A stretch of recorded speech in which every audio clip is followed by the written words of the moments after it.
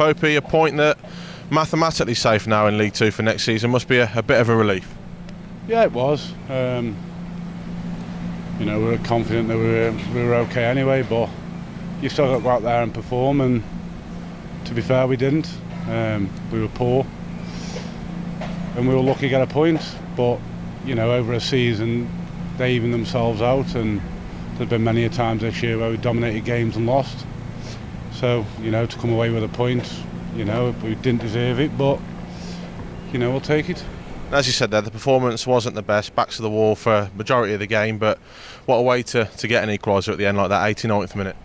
Yeah, I mean, you know, there wasn't really much time for them to go and create anything else. I thought we could have nicked one at the end there. Ben got to the byline.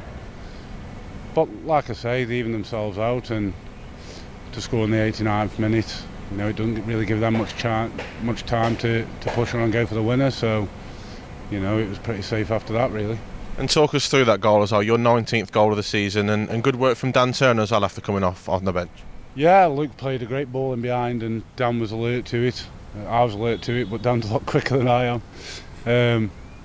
And he just lifted it over the keeper, and I managed to get a flick on it and put it in the net. So, you know, I haven't had many touches today. It was the first chance I've had. I haven't had a shot. But, you know, I'll take it.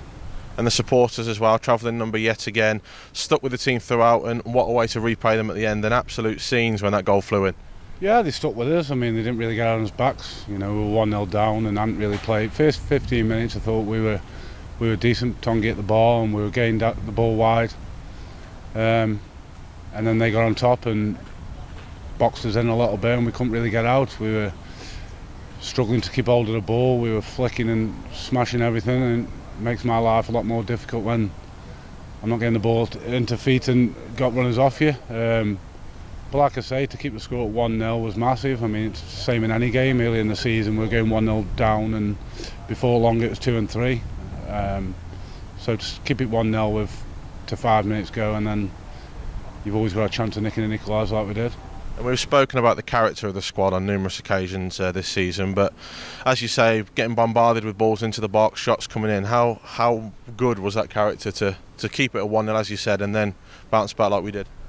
Well, I think we've got a lot of experience. You know, certainly in the middle today, we had a lot of experience. We're constantly talking. I know the back four are young, and you know, they probably don't speak as much as they like at the minute, but that'll come with them.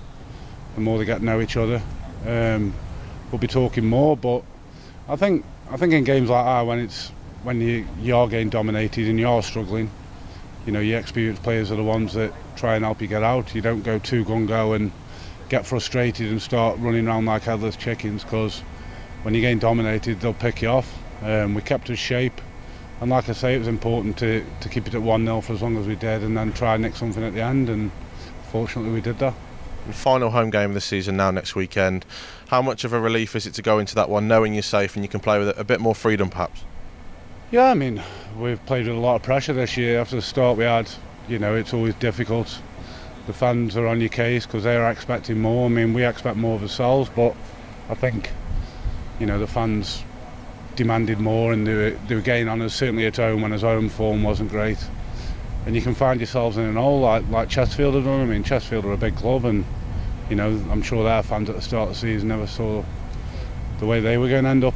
But our fans, you know, they've gradually got behind us, and we put in some decent performances without getting much, and they stuck by us. So, you know, the last home game, it's always great. You know, people will take the kids. Hopefully, it'll be a nice day, and we can go out there and enjoy it and express ourselves a bit. But like you say, well, now the pressure's off. And one more goal as well to take you to the 20 mark, and a couple more would also make you the record holder for goals at Vale Park as well. Is that something you've now got your sights set on in the last couple of games? Well, I mean, hopefully, but you know, I've got another year, so you know, there's no rush on that front. But it's just nice. I mean, now I've got to the 19 mark. I've got 2 games left. Try my best to get to the 20. I think any striker, if you can get to the 20 goal mark, you can see it as a decent season, and certainly after not scoring in my first 11-12 games, whatever it was, so it's a bad start. So, you know, it's been the second most I've scored in a season this year, so hopefully, like I say, I can score a few more between now and the end of the season. Cheers, Tom. Thank you. Cheers. Top man. Cheers.